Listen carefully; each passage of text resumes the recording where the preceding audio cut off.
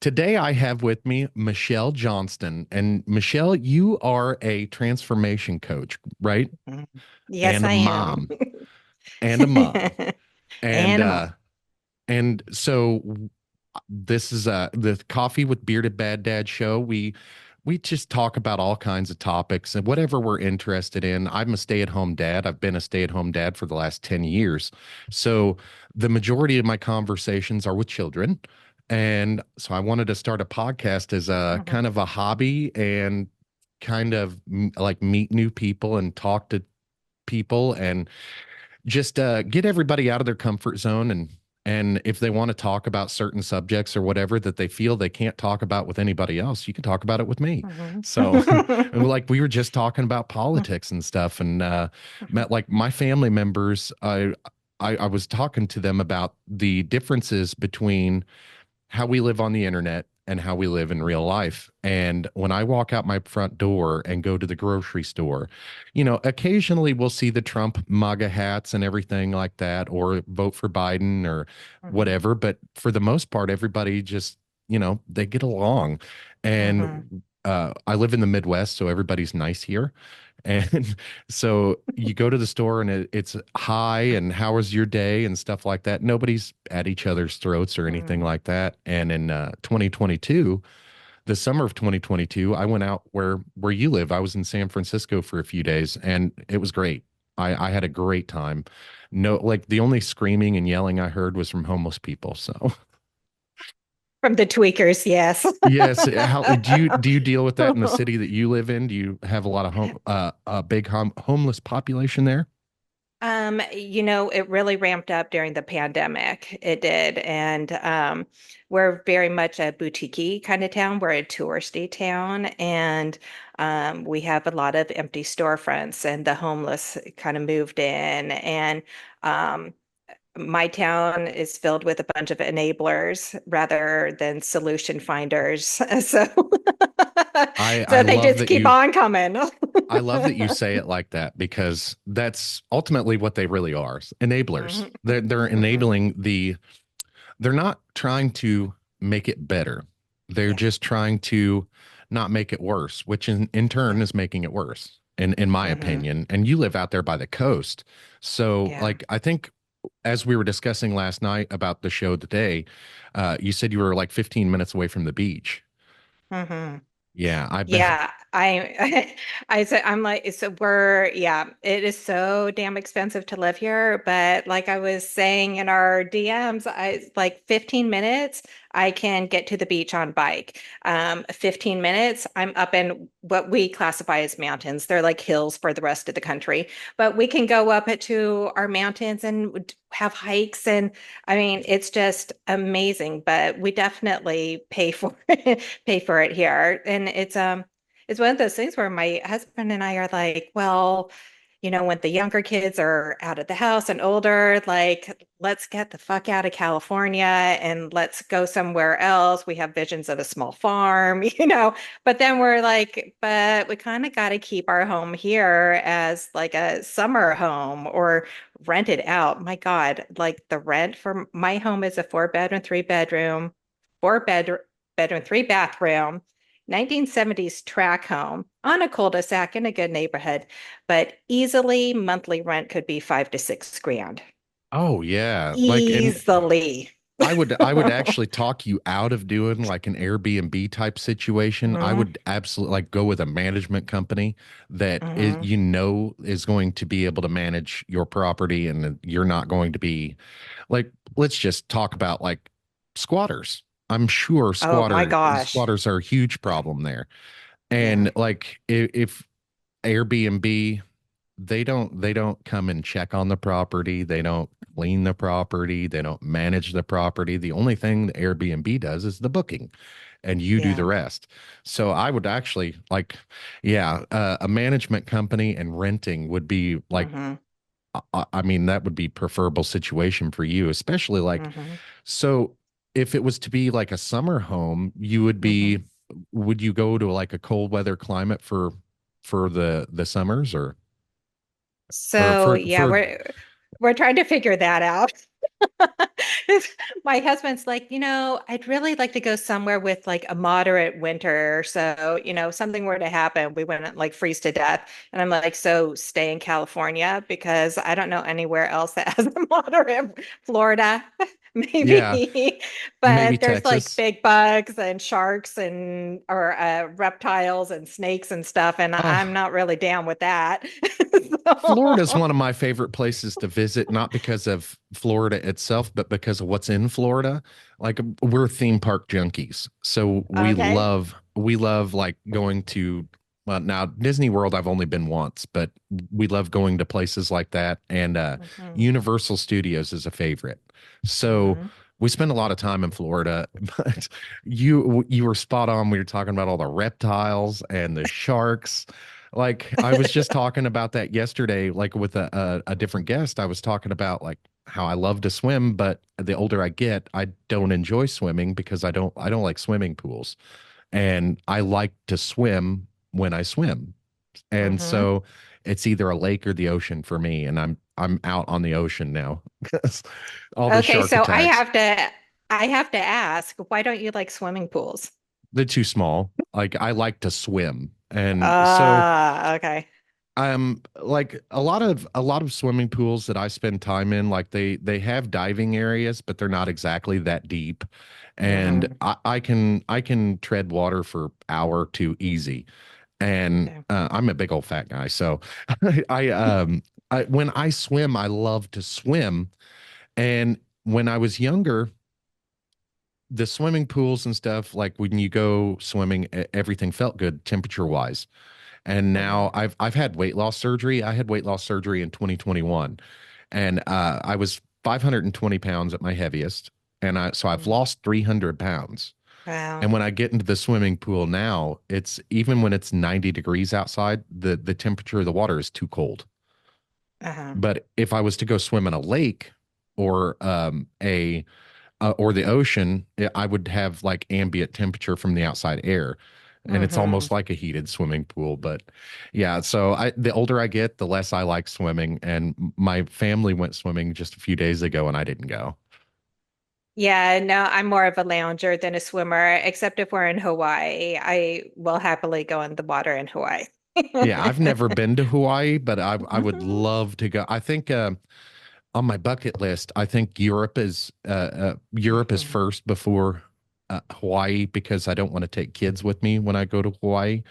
No Mhm. offense to my children or anything, but just that's an expensive trip, and Yeah. have to pay for all the kids and tag them along with everything I do in Hawaii. That sounds like Europe would be cheaper. You're okay. So story time. We just did a big family trip to Hawaii in February with all the children. So I have four kids, everyone out there. So with all the children. But the funny thing is, my husband had been watching for flights and he's like, Michelle, the flights are hella cheap. We should go to Hawaii. And I was like, okay. Well, the last time we went to Hawaii, we went without kids and everyone was butthurt. So I was like, well, we've got to at least take the two little ones that are still at home. Little by they're 15 and 17. Little ones, we got to take the littles with us. He's like, yeah, yeah, yeah. Okay, of course. And I was like, and we should probably ask the big kids too, who are 21 and 24. And I was like, we should probably ask them, but they have their own lives. They're working, they're adulting, they're in different areas of the country. They probably can't go. So I asked the big kids, and they're like, yeah, that sounds like so much fun. Yeah, I could use a vacation. And I'm like, well, that backfired. So we Well, I mean, ended up at that age, I would have quit a job to go to to Hawaii. go to Hawaii.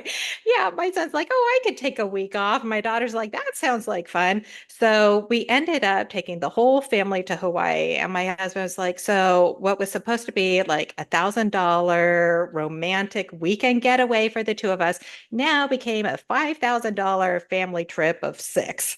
But everyone did really well. Like we were kind of nervous about, you know kid stuff and drama. That But actually sounds like a dream vacation to me. I yeah, mean, it was good. my kids are so my oldest is 21, my youngest is 5. So we've range in ages. But we tried to plan a big family vacation for this summer last year. And as I was planning and talking with the kids about it, we were going to go hang out. My wife and I have never been anywhere alone together Mhm. for a vacation, not even a honeymoon. We've been together for 18 years, never been anywhere alone. And Dude. so I know, I know. Dude. I know. And now it's difficult because like the 5-year old, I don't want to, neither one of us want to leave him alone with anybody like a family. Mhm. We have people we can trust. It's just Mhm. that guilt thing, and we've never been Yeah. apart for him that long. And with me being a stay-at-home dad, he's almost my best friend. So Mhm. it's difficult to leave him behind. But my ideal situation would be to have all the kids with me. And as I was planning out this vacation to Colorado, we were all going to go stay in a big fancy, cabin that cost 4 grand for a week. That's, I had plans. I was going to Mhm. do it. And we were going to do this. My wife and I were going to go out early and hang out for a couple days before the kids come out. And so we had this whole trip planned that her and I were going to hang out and do a train ride through the mountains, and Mhm. it's stay in a like a town that nobody can access except for the train riders. And that was going to be our trip. And then a couple of days later, we were going to drive up to Denver, have the kids fly in to meet us, and then have a family vacation. But then the older kids were like, well, I can't get off work. And I was like, Yeah. oh, okay. And then, Mhm. my daughter had a baby and which I'm thankful for a grandbaby. But then she was like, well, we don't want to travel that early with the baby and this, that, and the other thing. I was Yeah. like, oh, guys, you're killing me. And so Yeah. that would be my dream vacation, is to have everybody on a trip. Like Hawaii Mhm. would be awesome. And if I Mhm. could figure out how to make it like 5, 6 grand, I'd definitely do that because it cost us 10 grand to go to Universal Studios. Oh my gosh. Yeah, no, I mean, airfare was literally, I think it was 175 round trip to Wow. Oahu. So it's like, okay, we're going. And then we got an Airbnb, for all of us. But I totally feel what you're saying, with especially with the older children.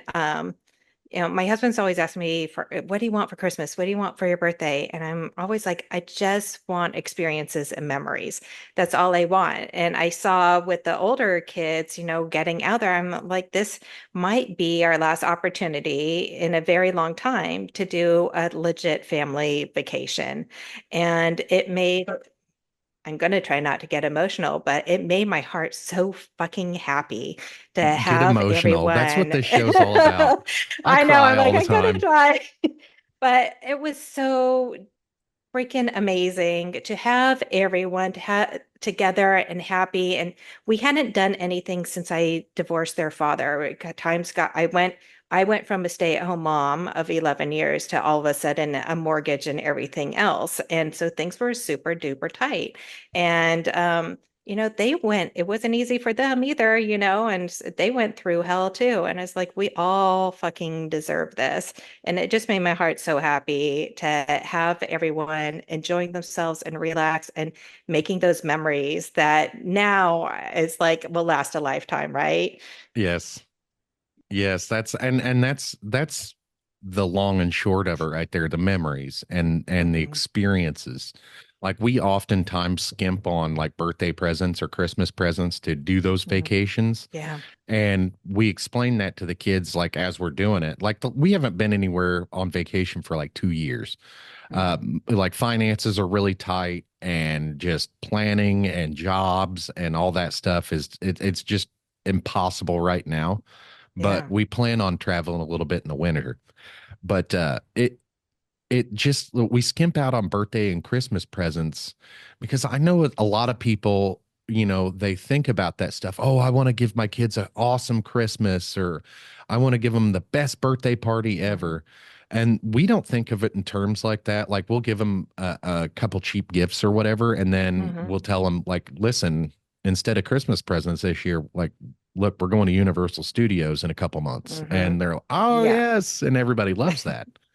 And Yeah. it's every vacation that we go on, we try to integrate something educational into the trip. And that's not just for the kids either. I'm a huge nerd.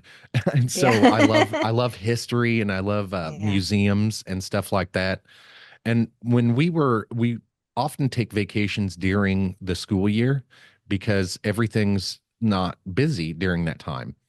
And so I went to the school and this was, gosh, this was 10, 12 years ago, to talk to my middle son's principal and his teacher to explain, hey, we're going on vacation. This is what we're doing. And the kindergarten teacher at that time, I think maybe first grade, she said, 90% of education happens outside of the classroom. So we are so happy that you guys are involved enough to come to the school and ask for assignments. And I was brutally honest. Like every day that we're going on vacation, they're going to have a school day. However, it's only going to be like 5 or 6 hours, and then we're going to do our vacationing stuff. So it's like it was like I'm kind of made a promise with myself at that point that I was always going to integrate something educational with every Mhm. trip. And Mhm. the kids really love that. And then it also gets them out of school and stuff like that. So Yeah. No, it's super cool. I'm the same way. I love to do the fun stuff, but I love to throw in the educational and the meaningful historical stuff, because that kind of stuff is what hangs with you. I mean, yeah, the fun stuff does too, but you remember little fun facts. You carry fun facts throughout your entire life, and then they come out here and there, but they stay with you. absolutely. Absolutely. So, like, with being a transformational coach, and you Mhm. work almost exclusively with women, is that right? Yeah, I do work exclusively with women at the moment, and it's usually women who have kind of hit that oh shit moment in their life where they've been either a stay-at-home mom or working, on their professional life and just like had these big goals, and then they get to this point in their life where they realize they aren't where they wanted to be. Or like for me, I lost my identity in being a mom and just focusing on raising my family. I lost sight of who I was. So I work with these women who are starting their rediscovery phase of life, finding what lights their soul on fire, getting them curious about life again, and experiencing life and just that growth and that evolving and feeling more fulfillment and feeling like they genuinely have a purpose in their life. And sometimes it's for the first time in ever or their whole life. I I I really resonate with that because and you were talking about being a stay-at-home mom for 11 years. And now if we get into subjects like you don't want to talk about or anything, we can edit whatever out. But I was curious, like if you don't mind me asking, who filed Mhm. first? I did. Okay. So that makes it a little And different. I'm super duper transparent. Like nothing's off limits. So go for it. Awesome. I appreciate that because I'm the same way. And Mhm. the reason why is so nobody can weaponize my past against me. So, Mhm. or anything that I say or do, I'm just Mhm. ridiculously honest about it. And Yeah. that way nobody can use it as a weapon. But the reason Mhm. why I asked is because being a stay-at-home mom for 11 years, and then all of a sudden you find yourself in a spot where you don't have any income Mhm. and you have bills to pay, you have kids to take care of. Was that really scary for you? You know, no, and I'll tell you why. It's because I had been working so much on myself the previous 5 years. Um, I, I A little backstory. I was raised in a really strict religious ideology of what the perfect woman, wife, mother should be. And that's part of the reason why I lost myself in motherhood, because essentially I was trying to be Martha Stewart on steroids, and it wasn't fucking working for me. And I was going through my cycles of depression and all these things. And I had my aha moment or oh shit moment when my youngest kiddo went off to preschool. And I was left in the silence of my house wondering, what am I going to do with myself? And I realized that I had dropped to the bottom of the totem pole somehow.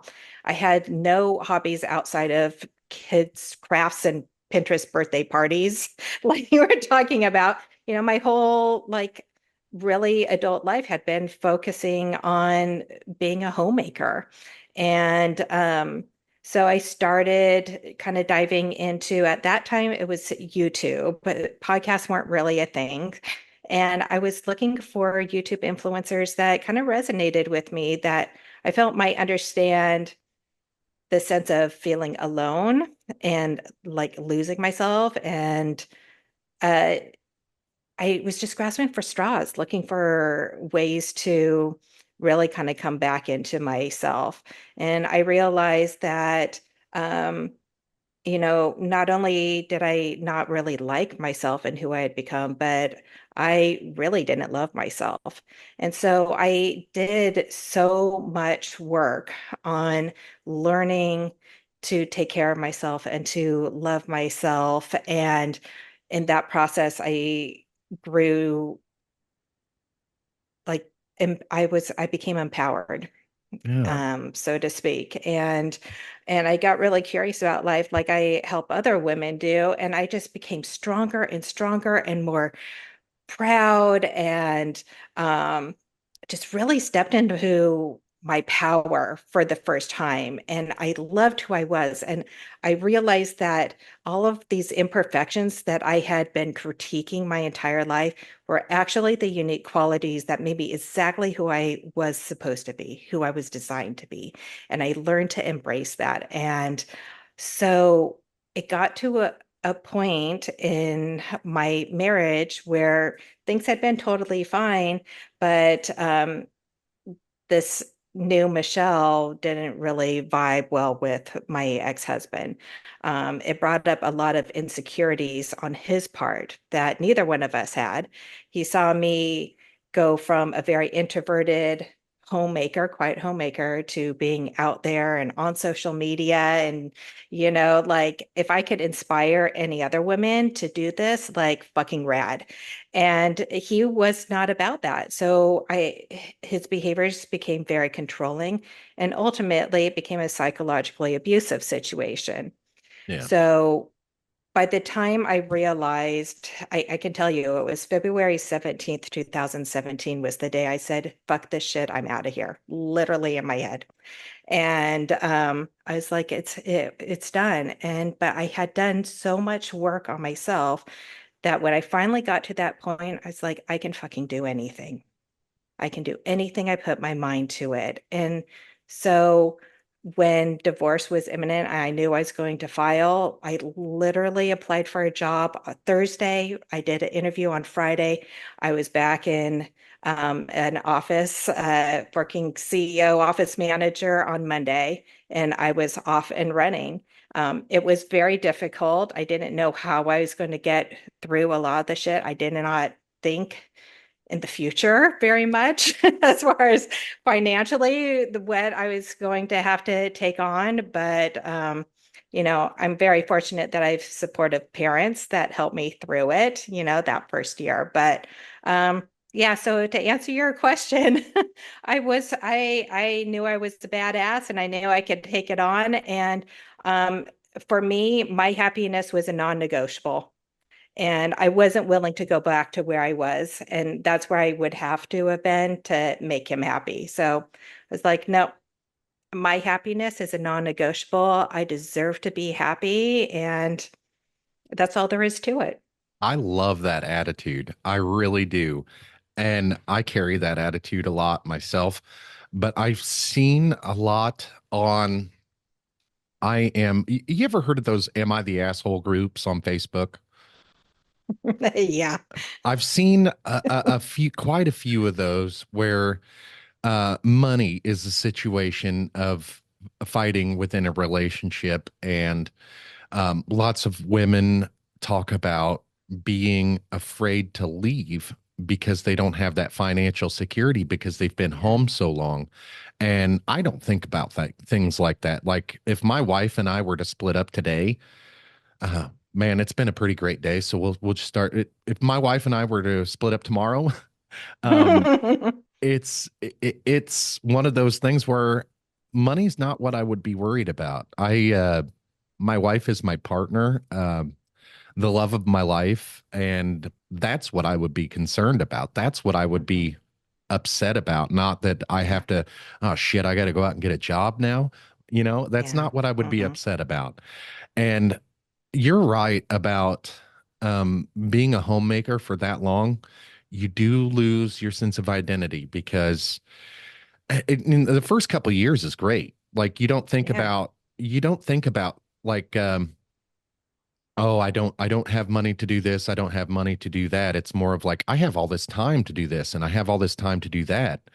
But after the first year or two, it becomes like, holy shit, this is what my life is. I cook, I clean, I take care of Hmm. everybody, and that's it. Nobody takes care of Hmm. me, nobody cares.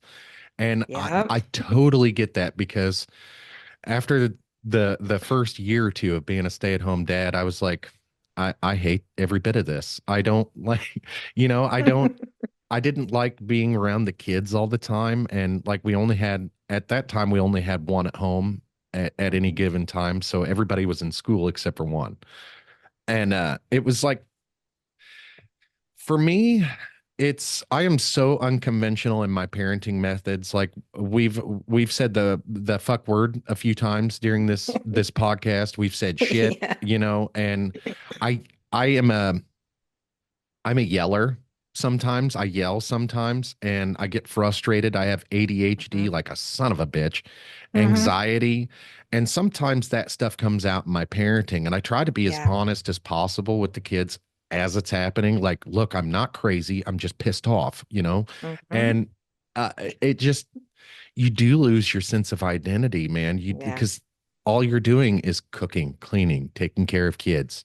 And at the end of the day, your husband comes home from work and then you're so focused on, okay, what do you need and how was Hmm. your day, that nobody really pays attention to how your day went. Yeah. And I feel that because like the house is my house until everybody comes home, and then as soon as they hit the front door, it's no longer my house, it's their house, Hmm. it's their Hmm. world, and I'm just living in it, and that Yeah. sucks. And Hmm. about a year or two ago, I started fighting back. I started being like, look, this is my happiness. We're going to care about my happiness today. And everybody's going to play along, or you're just going to be unhappy. So Yeah. my wife and I decided to make my happiness a priority in my life and her happiness a priority in her life. Mhm. However, it is working for only one of us right now. Like right now, I'm pretty happy, but she still has to get up and go to work. And Yeah. when she comes home, she's dog ass tired. And my wife cooks every meal that we eat. Oh, And wow. it's not because she has to. It's because if everybody had to eat my cooking, nobody'd like me. So so she cooks all the meals in the house. So she's really tired when Mhm. at the end of the day. And I try to focus on my needs as well as hers. And every day I ask her now whether I care or not how her day went. That's another story. But Mhm. I'll ask her every day, Yeah. "How was your day? How are you feeling? Do you need anything?" And that really makes a difference with her. And it just when you decide to take that step and better yourself, better your situation for your happiness and your mental health. When you decide to take that step and you don't have support, it is really, really, really Mhm. difficult to even feel loved. And then you ask your partner, like, what the hell is wrong with you? Like, I'm just trying to be a person here and you're worried about yourself, you know? Mhm. And uh I really resonate with that. And the name of your coaching, it is a business, right? Yes, yeah. So it's Yeah, it's fiercely authentic. Yep, fiercely authentic coaching. And that's you 100%. You are fiercely authentic. I love it. Thanks. What you were saying about like I feel like when you're talking about your wife and working and coming home and cooking the meals because I mean I did the same. I was in dentistry before I became a stay-at-home mom. When number three came along, I was like, well, this isn't worth it anymore. So I was at home with number three and number four, and and then going back into the workforce, it's this weird juggle being a working parent and especially like a working mom because you're out of your kid's day, like the whole day working. And for me, it was important to come home and cook the meals or to pack the lunches every morning kind of thing because it was my way of still feeling like I was mothering my kids, like feeling like I was still contributing to raising my children and not just bringing home money or paying the bills kind of thing. So it's such a weird juggle, especially for working moms to, be out in the world working and still feel like, you're mothering as well. And so you're looking for these little things, but it totally runs you into the ground also. Yeah. I love, love, love that you check in with your wife, Now, don't get me and wrong. She's lost her sense of identity all yeah, as well. Like, so yeah, she's been doing this thing longer than I've been a stay-at-home dad. She's been a working mom for, oh, so we met in 2006. So 18 years she's been a working mom. mm, And um, the last the last five or so, it's really hard to pin down what her interests are. And yeah, because like that's all she does is work.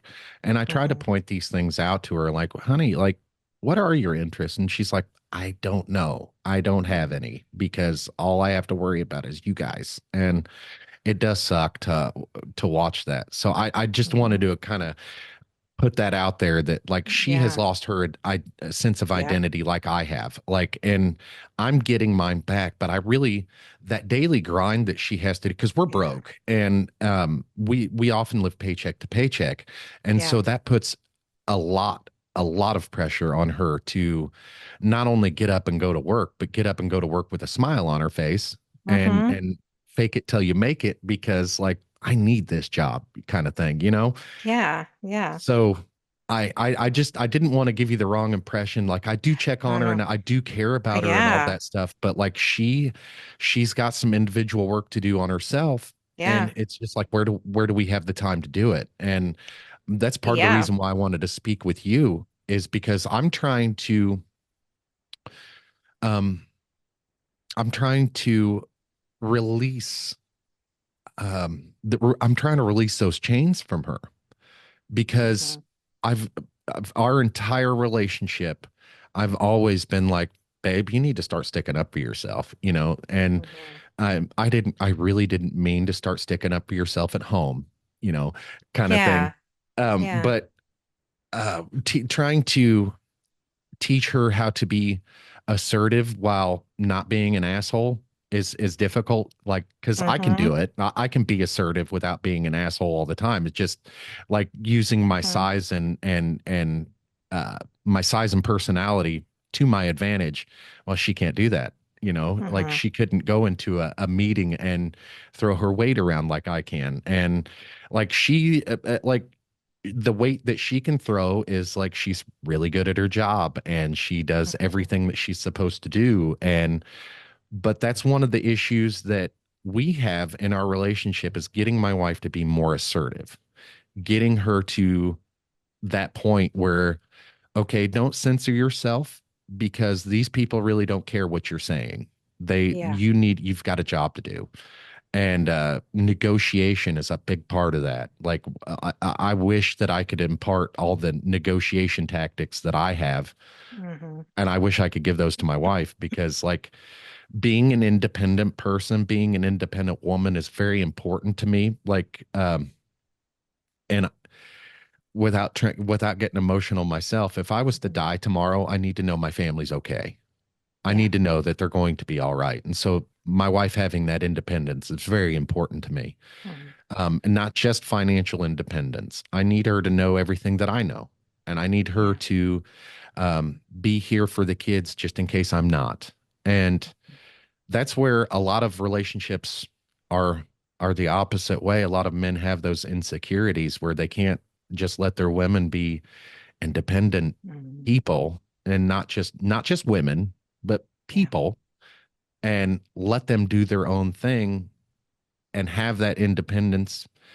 Let's not worry about if they're going to leave you. Let's worry about, Mhm. like, what if you die tomorrow? What if you get hit by a bus? What is your wife going to Mhm. do?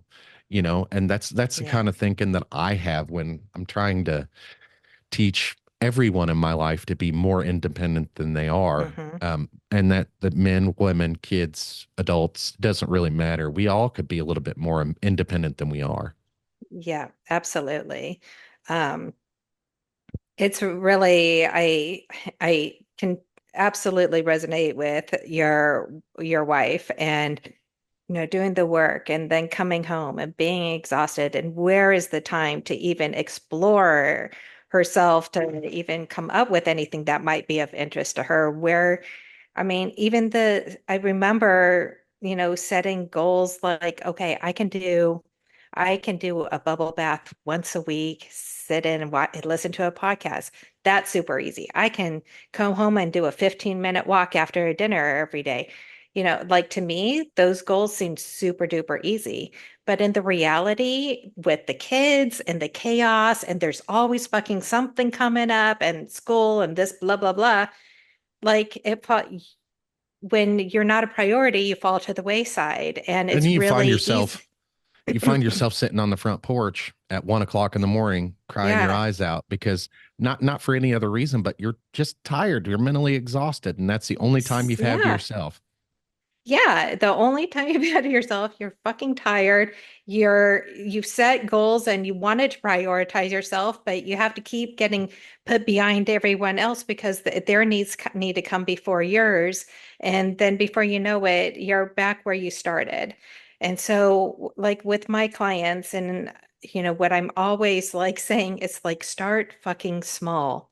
Like find the itty bitty things that you can actually implement on a daily basis, whether that's lighting your favorite candle at the end of the day or just putting your 90s hip hop. For me it's grunge.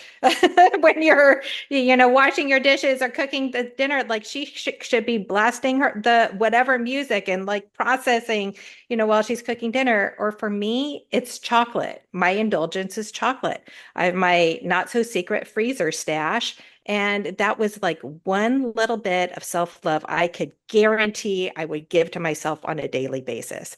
So when you start off very, very small like that, it becomes a habit, and those habits become bigger and bigger habits, and you start becoming more of a priority in your own life. And that need to give yourself love and to take care of yourself becomes bigger and bigger. And before you know it, you're setting these boundaries where it's okay to say no without feeling guilty, and it's okay to say yes without feeling shame.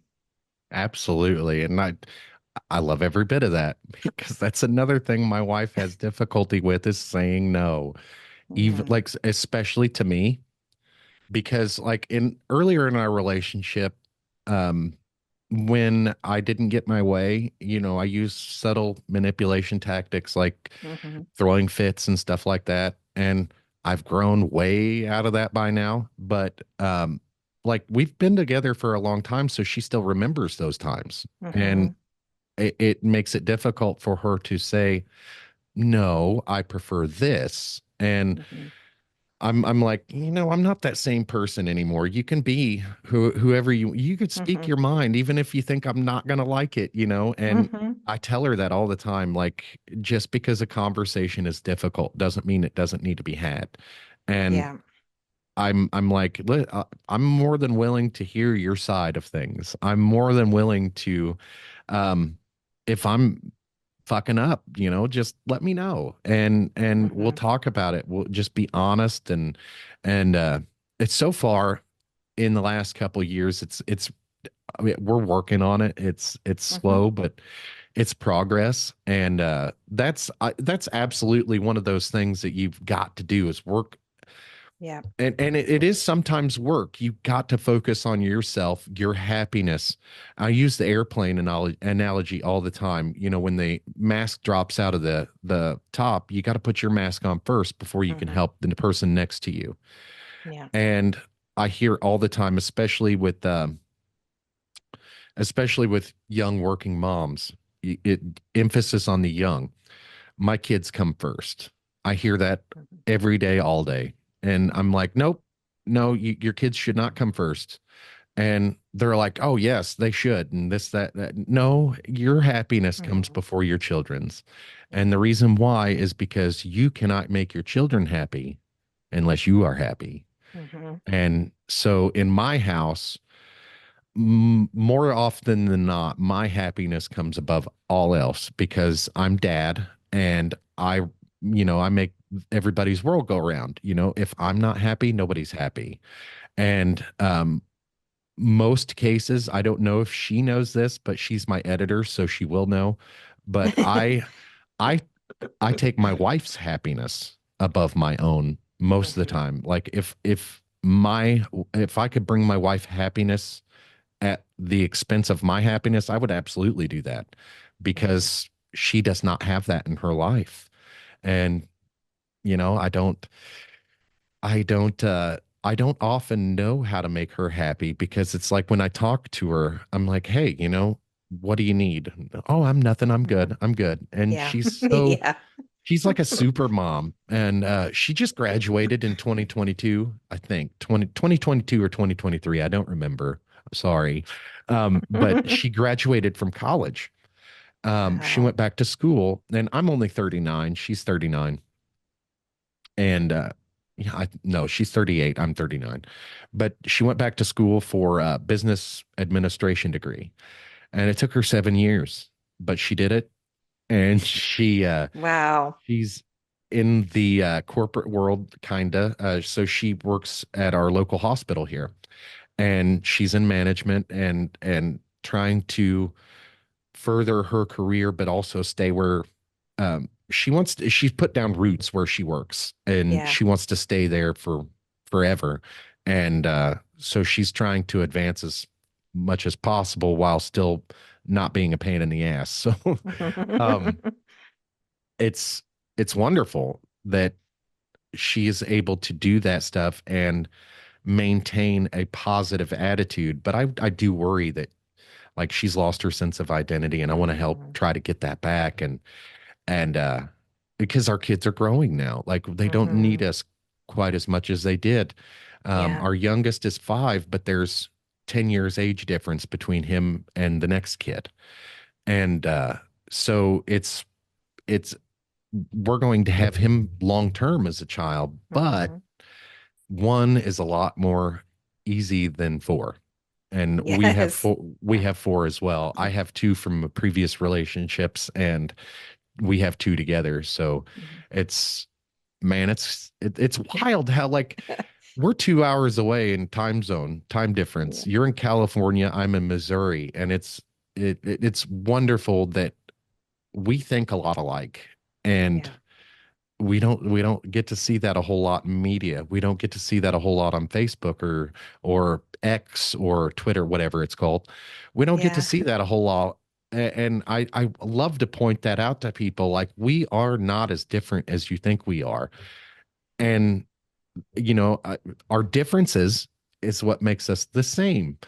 Our like politically, that's we politics used to be back in the day, it used to be like taboo. Nobody liked to talk about politics because it Hmm. was a quick way to ruin a good conversation. And it's true today. And Yeah. like I don't think that much of politics. I'm not really deep into it. I don't let No. it affect my feelings or anything. I think right now both sides are crazy, and Yeah. we need a third side. But Yeah. the separation between everyone isn't is it's not as wide as we think it is.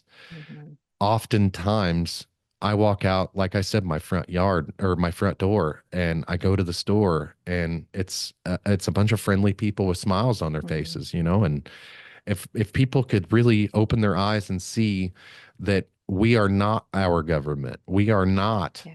Facebook, we are not Twitter, if we could get that and realize, like, a conversation between you and I is a conversation between two people. And I think sometimes when we're talking to each other on the internet, that we forget who we are talking to on the other Mhm. end of that computer is another person. Yeah. And so we kind of dehumanize each other in that way. And I'm guilty of it too. I don't do quite as much of it as I used to, but it's Mhm. still like I think a lot of people say, being behind a screen has made people not be afraid to be punched in the mouth anymore. Yeah. And that's Yeah. true. And that's true. Like, and Mhm. and I don't see that out in public. I really don't. No, I mean, out here it's a bit different. Uh, That's we because la 48% of the state is the loudest liberals you'll ever meet. I know it's a little different. People aren't friendly out here. They really aren't. And I miss that. I miss the just making the eye contact on the sidewalk and giving a smile or a hello. The random compliment here and there, or just talking to the stranger behind you in line. That doesn't happen out here very often. I am definitely a person that doesn't like to go with the trend, and I like to make my own waves. And so I do that stuff because I'm like, fuck everyone else. So I'm like, because I miss that. And we used to have it more so before the pandemic. And then all of a sudden, like everyone like hated everyone. And I just like the fear and the hate was just so amplified, and you're scared of your neighbor, and it hasn't gone away out here. And I really, it hurts my soul. It I really bet it does. So does. that it's so horrible. So I personally make it my thing to smile and say hi and have the interactions and compliment. I was walking out of Costco one day and oh my God, it was probably like June. I don't know. We have fog here like all the time on the coast. And there's this older woman. She was walking out. She had this, it had to have been handmade knit Christmas sweater on. And it was like patchwork, and it was so fucking amazing. And so I told her, I mean, not in those words, I was, a little bit more respectful in my language, but I was like, your sweater is so amazing. I love it so much. And she was just like, really, really? Well, thank you. Thank you. It's just, but those little acts of kindness change people's worlds. And I wish that we had more of it, at least out here. I wish people would just go back to that way, because the most simple smile, the compliment, the smallest interaction could literally change someone's life. And we need to have more of it. Absolutely. And I got this thing. So when somebody asks me, "Hey, how are you doing?" out in public, and we don't know each other, just they're just trying to be nice, and I could be like, I'm doing all right," or I'm good," or but I often, like, as often as possible, I try to give them a big smile and, say things like, "Wonderful, how was your day?" Yeah. And give them that upbeat smile combined with a great answer. And it kind of throws them back. And like as you were talking, I kind of had an epiphany that maybe that's why people look at me strange when I'm traveling, is because I'm nice. And when we went out on the West Coast, it was like people didn't hesitate to talk to us. And Hmm. maybe that's why, is because it's so refreshing because we were nice. Yeah. Yeah. I guarantee you that's it. being It's being a Midwest refreshing. being a Midwesterner, that's a lot of people. Like, I hear that all the time. So Kansas City Chiefs is our local football team, Mhm. and We live about an hour north of Kansas City. And I'm a big football fan, so I pay attention to like what people are saying about my team and this, that, and the other thing. And like opposing teams, fans will come to our area and they'll when they get back home, they talk about how nice everybody is here. And when all the Chiefs fans were so accommodating, this, that, and the other, and I'm like, yep, that's us. That's Midwest for you. And it's especially when New Yorkers Yeah. come down. It's when they Mm. say it a lot because you say that out there on the West Coast, like nobody's nice. It's 10 times worse down on the East Coast. I was just going to say it's probably 10 times worse out there. It is. It is. And like I've not been to New York proper. Um, I've just driven through and we made a little stop at Niagara Falls. But the closer we got to New York City, it was like everybody was dickheads. It was crazy. Yeah, at least like, we're chill out here. We're not nice, but we're chill and laid back. It's because pot's been legal there for like forever. That's true. Everyone's high out here. I that was one of the things that really helped me as like a stay-at-home dad and trying to alleviate the boredom. And so I've got a lot of back pain as well. And Mhm, like I've mentioned, I've got ADHD and anxiety. And so I've self-medicated almost my whole life. mhm, And I that was one of the things that helped me out quite a bit in the stages of I don't want to be a stay-at-home dad anymore. Is I would partake and I would smoke, and now it's legal where I live, so mhm, it's exciting, but it's not as exciting as it was because like I use it for medicine now, and not I'm not like it's not like breaking the rules anymore. I know it's legal, so it's not fun anymore. How many times did we hear that when we were kids? Well, when you get older, that's not going to be quite as fun. And that's Yeah. true. Yeah, It's yep, true. it's true. Yeah. Yeah, it's funny. I use it for anxiety. Well, I haven't in years, but especially when I was going through my divorce and the end of my marriage and stuff, that anxiety attacks were huge. And just coming home and having to see him at the end of every day, knowing what I was in for was a lot. So I did use it during those times to help with my anxiety too. So it can be really, really great. I think about stuff like that, like I'm a huge pain in my wife's ass. And as we're talking and stuff, and you're talking about anxiety coming home, and Mhm. I often wonder like if my wife has anxiety coming home to an asshole. And like because I for for honesty's sake and for lack of a better that's what I am. I'm an asshole. And I try not to be, and I want to learn. I would love to be everybody's main person. I would love that. I would love Mhm. to be the person everybody wants me to be. It's oftentimes I don't know who I need to be today. And Mhm. maybe I need to start communicating that more clearly and be like, hey, who do you guys need today? And I was Mhm. talking about that yesterday with a different guest, and he does ask his kids.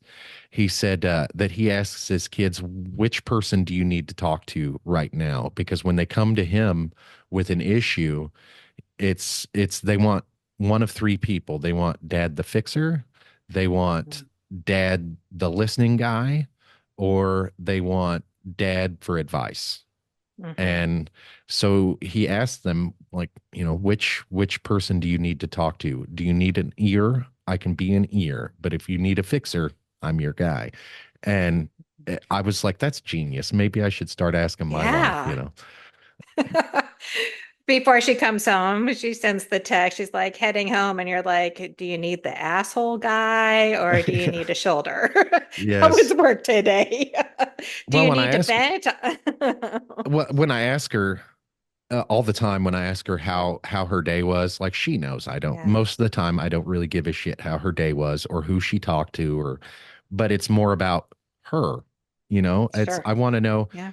how her day went for her. I'm more Hmm. interested in I don't give a shit about her coworkers or the friend that she ran into, or I Hmm. don't really care about any of that stuff. I just want to know about her day. And Yeah. if I can give her 5, 10 minutes every day, like that's a small price to pay because like um the the advantageousness of having that time, the 10, 15 minutes or whatever it is to talk about your day and unload. Even for me, it's wonderful. When she asks me how Yeah. my day is, I'm like, well, it was bullshit like every other day. You already know. And she's like, yeah, I just wanted to ask, Yeah. Yeah. and I No, tell my you what, husband and I do the same thing. I'm like either way, and he'll work and he'll come home and be like, "How was your day?" And like, well, the dog got one of the chickens again, and it's like the same old bullshit. Yeah. so we have a cat. We don't have any other animals, just a cat. But that cat will run from one end of the house to the other, chasing flies, and he'll get them. But doing that, he tears up a lot of things. But we just let it go because it's hilarious. But Yeah, yeah. yeah, those small little moments can make Yeah. a huge difference in somebody's life. And I don't remember Hmm. where I heard it, but I heard that I wish I could remember where I heard it because it was a really smart person that said it. But you should be giving your partner at least 30 minutes of time per day, personal time, just between you Hmm. and your partner. No kids, no, um, I don't know, like my wife and I don't really have that, but on the weekends, we have uh, a couple hours by ourselves in the morning, or we'll have a couple hours at night after everybody's gone to bed. But we spend a lot of time together on the weekends.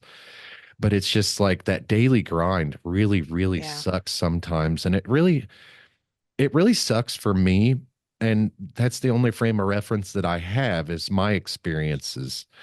But now thinking about it, it's really, really got to suck for my wife because like she's gone all the time and nobody gives a shit about her time.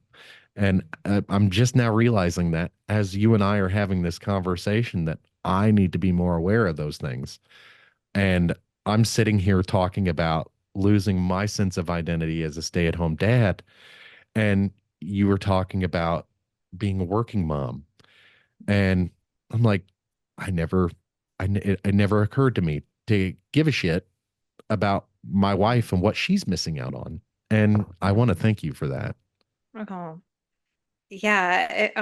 It's just some of those things that I didn't realize living in it either. And just in our conversation also, just really recognizing like, okay, like we talk about women wearing all different hats and stuff. And I used to tease like, well, leaving one full-time job and going to my next full-time job, but I also, you know, realized when I was working full-time out of the home, just um gosh, it's so draining. It's so exhausting physically and emotionally and mentally to try to have to be there for your work family and then come home and you pretty much have to switch on a totally different personality because whatever your day was like, you got to come home and you got to refresh. And I mean, I don't know if your wife does this or if you do it, but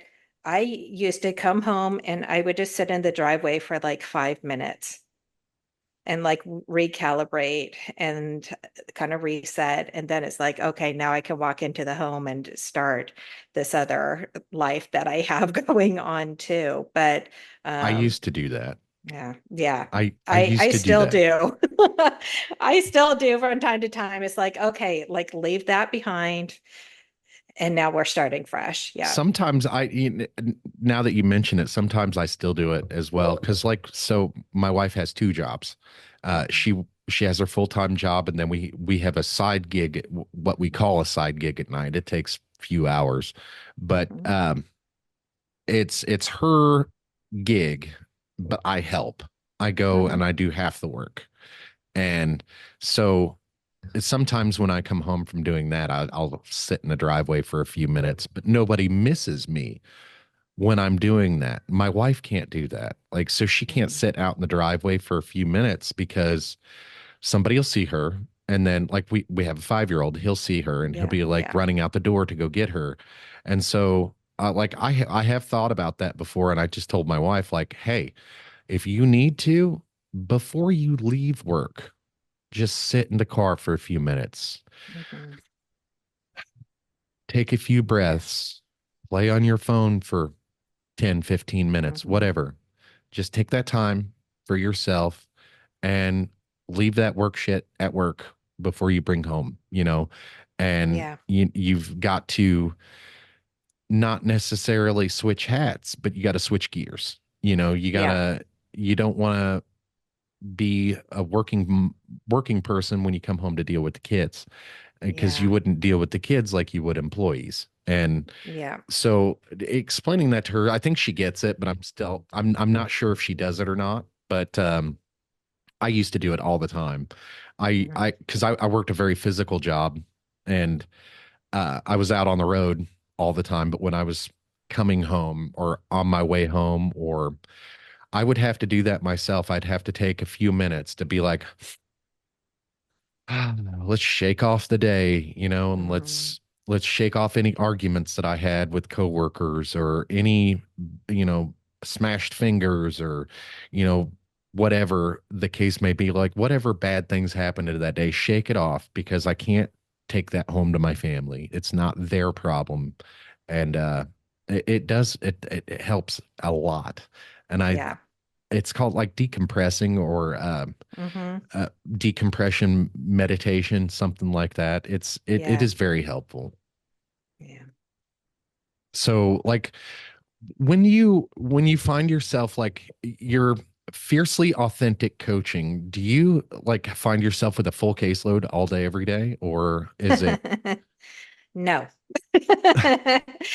No, I do my coaching. It's kind of my little side gig-ish. Focus is motivational speaking.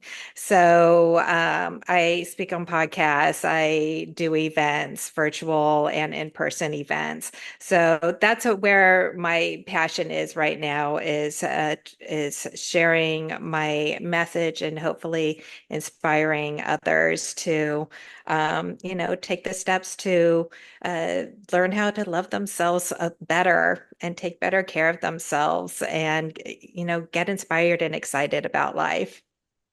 I love that. I love that.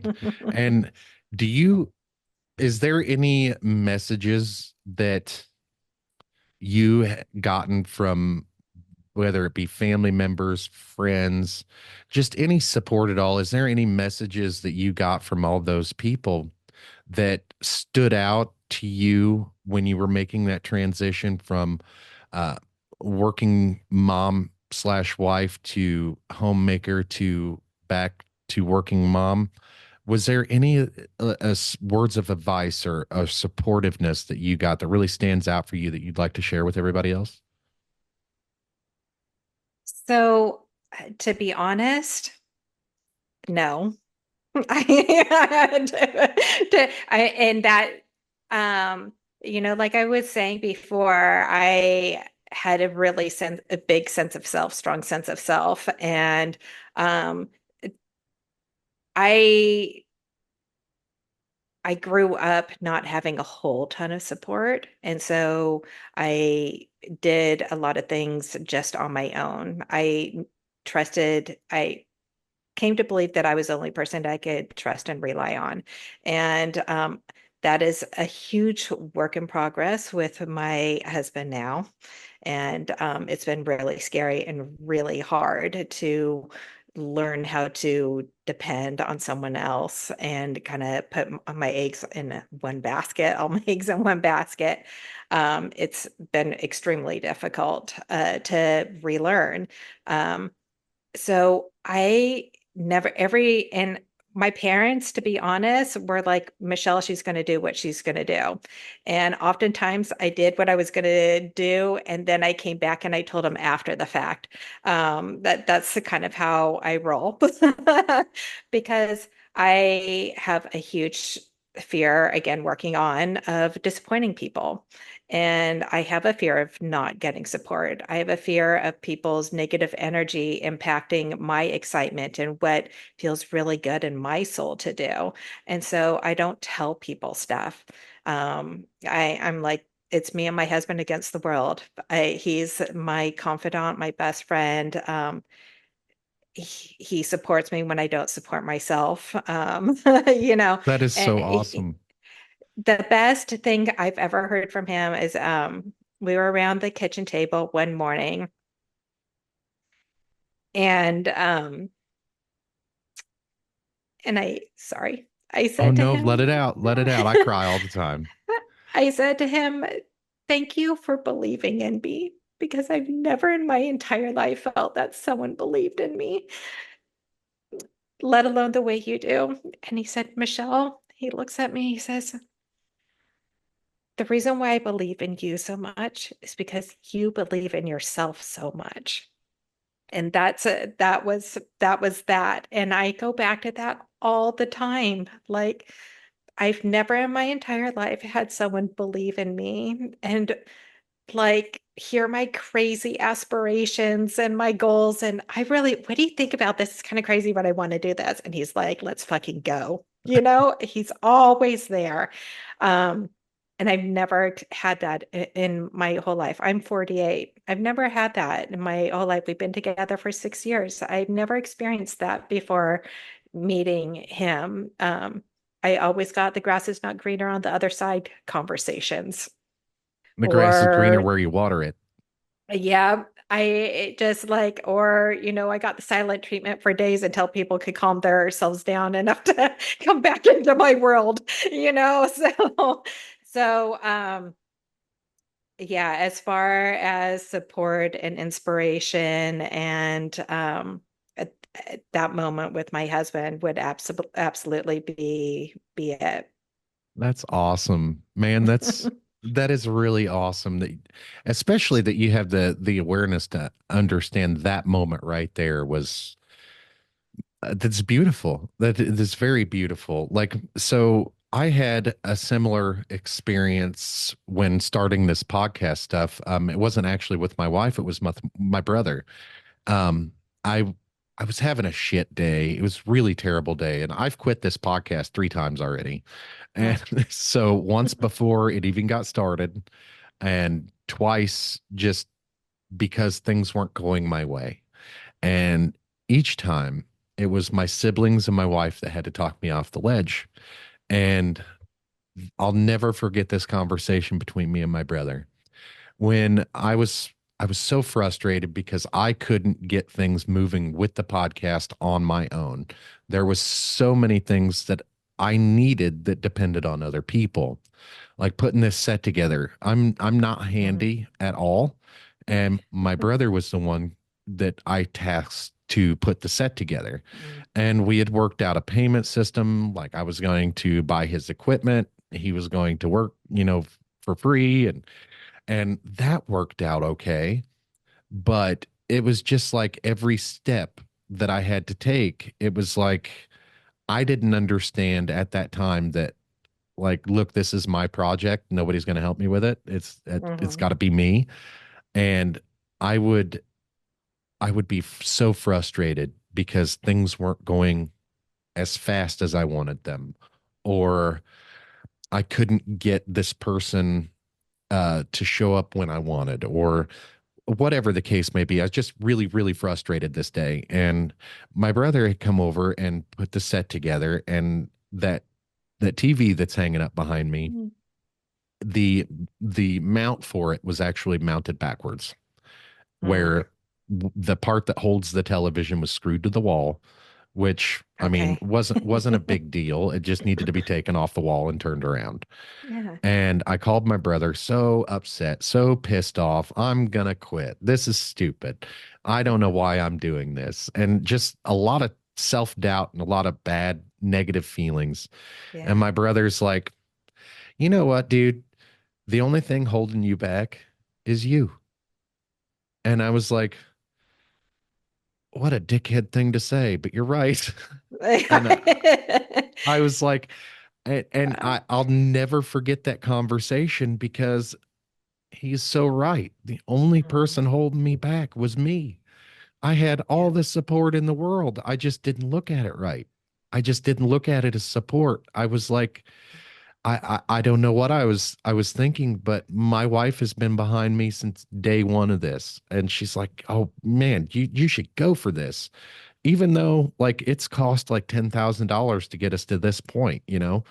And we drive a 20-year-old piece of shit car sitting out in the Yeah. driveway, leaking all over the place. And she's allowing me to not only start a business, but start a new chapter in my life. Yeah. And she's doing it with me. She's my editor, and like she wants to be behind the camera as much as possible. And I just, I had to think about those things. Okay, take a breath. What do I need next? You know, and like calm down. Everything's going to be okay. And you are the main person here. We don't need to wait on everybody else. You got to make this happen. And that's when things, Mhm. the last time I quit the podcast, that's when things really, really changed for me. And I was like, okay, I get what you guys are saying now. I didn't understand before, but I do now. And I was basically, with the podcast, I was basically trying to force my ideas and force everyone to go along with them. Yeah. And Yeah. instead of doing the legwork myself, I was wanting other people to do my job. And Mhm. my wife was the one that pointed it out to me. She's like, what do you want to do for the podcast? And I was like, oh, so you think I don't do anything? And she's like, that's not what I said. She's like, what do you want to do? And I was like, well, this, and this. That's what I want to do. And she's like, okay, go do it. Get out of here. And I was like, this is one of those moments that, you know, the only one holding me back is me, huh? And she's like, yep. Mhm. And I was like, hey, Yeah. I dig it. I dig it. And that's, I need that honesty. I need Yeah. that opinion of like, okay, well, what do you want me to do? You know all the answers. You know how to get what you're where you're going. Go do it. And Mhm. that is the support that I needed and loved was that kind of support from my family. And you can't beat it. You just can't. Those moments of understanding, like, oh shit, I know what happened, or I know where we need to do or where we need to go now. And those moments that where everything clicks is the moments that I live for. And Mhm. that's what this show is all about too. And um, I love talking about parenting. I love talking about asshole kids. I love talking about asshole spouses Yeah. and being a stay-at-home dad. And some of the greatest things in my life have happened in the last 10 years. And I could not imagine working a real quote unquote real job. I couldn't Mhm. imagine it. I have tried to go back to work since being a stay-at-home dad, and it sucks. Every bit of it Mhm. sucks. Like going to work, of the anxiety of just leaving the house. Like, is everybody going to be okay while I'm gone? Is, you know, so and so going to eat while I'm gone? Or is this person Yeah. going to show up? Or just the anxiety of leaving the house every day was enough to make me be like, I can't work for anybody else. I'm going to have to do it for myself. And Mhm. that's how I got here. And I empower everybody to do it. Like Yeah. if you have the capability to start your own thing, whether it be, you know, if you're a laborer and the only thing you know how to do is shovel, start a shovel business. You know, Yeah. that's my only advice is just get out there and do it. The Yep, only a person hundred stopping you percent. is you. So, Mm-hmm. well, this has been a great conversation, Michelle. And just to give everybody one more go around, Michele Johnston with Fiercely Authentic Coaching, and we're going to link all your well, we won't link your socials, but well, maybe we will. Do you mind if we link your socials on? No, that'd be rad. Okay, so we're going to link your socials, and Yeah. we'll also link Fiercely Authentic Coaching for everybody to find. And man, this has been a great conversation. Yeah. It's the last few conversations I've had on the podcast just great, and I I can credit all that to the things like my wife and my brother said to me. Like the only one stopping you is you. That post that you responded to, I would have never posted that if it wasn't for my wife. Like that, and Mm, an argument actually spawned that wow. post, and an argument actually spawned the the only one stopping you is you conversation. It was like I Mm, was so pissed off because I felt so unsupported, and it wasn't that I was unsupported. I just wasn't thinking for myself. I was trying mm. to get everybody else to do the work for me, and that's not the way. No, I will tell you, I was thinking about this morning too, is you are the very first podcast out of like 50 I've done in the last year since I started that was a male host. I've been specifically just looking at podcasts that were hosted by women with an, empowerment, transformation kind of foundation with their podcasts. You had like a gazillion comments on that post, and I usually don't like chime in the comments if it's like over 20 comments because I was like, oh, there's no point. They're inundated. I'm not going to do it. But for whatever reason, I read your post and I was like, I could already feel the vibe. I'm like, this is going to be a good collab. Let's do this. And so that's why I like dropped in. I was like, I'm late to the game, but Yeah, actually, and I was blown away by how many responses that got. Like within the first 20 minutes, I got 20 comments, and I was like, oh, wow, wow. And then I got so many comments, I was able to weed through like I started out like accepting everybody. And Yeah. then I was like, okay, I got my first weird one now, and we're going to do this a little different. And it's I was able I got enough responses that I was able to pick and choose. Yeah. And that when I saw you on there, and then that your bio, it's I loved every bit of it because I was like, this chick really knows what it's all about. It's not female empowerment to me isn't about female empowerment. It's about Mm-mm. empowerment. It's Hmm. it's we're all equal here. We're all on this big ball of dirt together. We all got to survive together. And it's about empowerment. Yeah. I put my pants on one leg at a time, just like you do. And Hmm. Jesse James Dupree says it the best. He says, "You shit like I do." It's we're all the same, man. And Yeah. I I wish that, and that's what makes your job so important, because it's not just about female empowerment. It's about Hmm. empowerment. It's Yeah. about man, we all need to respect each other. We all need Yeah. to not only respect each other, but demand that respect. Command that respect. Hmm. We need to demand that, hey, the golden rule is a thing for a reason. I'm treating you Yeah. how I want to be treated. Now you treat me this way or I'm out, you know? Yeah. And I love Yeah. that. And I love the fiercely authentic brand. That is awesome, especially with the red hair. It's a thing. Yeah. My husband's like, I fear for my life every day.